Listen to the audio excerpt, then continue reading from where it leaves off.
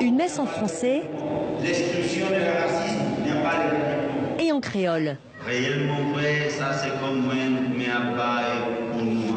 Un restaurant où les saveurs créoles titillent les papilles. Bienvenue dans la petite Haïti à Santiago. Ici, on se détend après une dure semaine, comme Edmi.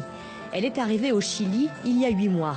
Et ici, vous n'avez pas de famille, vous êtes loin de votre pays. Il faut payer le loyer, il faut manger, il faut vivre, il faut survivre en fait. Avec un master et une licence en poche, Edmi travaille comme femme de ménage, tout comme son frère, diplômé d'un master en gestion d'entreprise.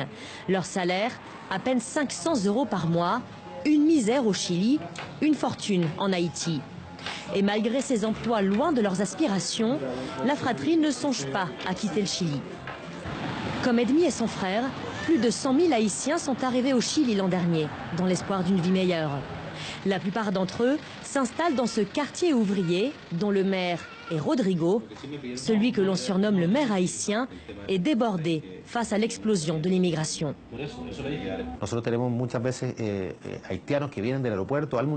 Beaucoup d'Haïtiens viennent directement de l'aéroport et ils nous demandent où ils vont passer la nuit. Ils viennent parce que quelqu'un leur a dit que nous allions leur fournir un logement. Mais évidemment, c'est complètement faux. Alors, pour endiguer l'immigration, le maire a eu une idée originale. Il a demandé à un rappeur haïtien de composer une chanson pour ses compatriotes, en créole et en espagnol.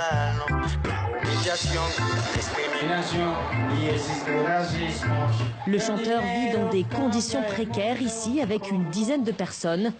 Son texte parle de discrimination et c'est sa propre expérience qui l'a inspiré.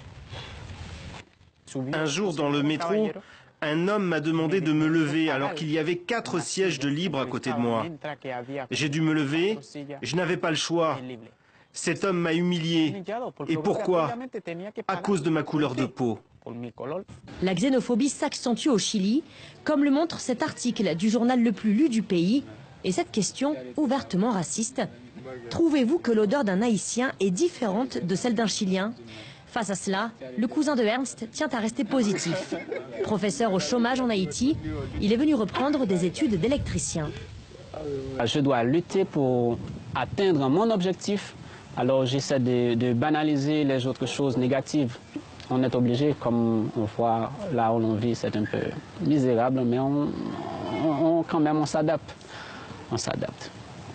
Et alors que le gouvernement conservateur de Sébastien Piñera vient d'annoncer la création d'un visa pour les Haïtiens, les files d'attente devant les bureaux d'immigration restent interminables. La petite Haïti a encore de beaux jours devant elle.